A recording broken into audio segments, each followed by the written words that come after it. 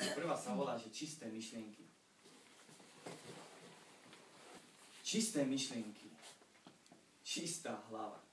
To je naša konečná sláva. Len z nich vznikajú veci čisté ako kvapka rosy. Láska.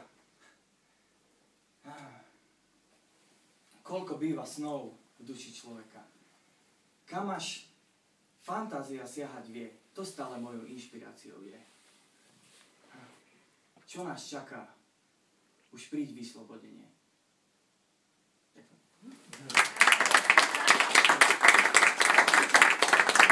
To bola len taká kratšia. OK, daj si druhú. Prítmie sa vkradlo do mojich myšlienok. Na hviezdy som siahal. Všetko jasné bolo. Koľko... došla aká prepačka. Nevadí. OK, to bolo. Tak som to čítal. Veľmi som sa do toho vložil. OK, počkajte, pozriem sa do toho. Šepkátko treba.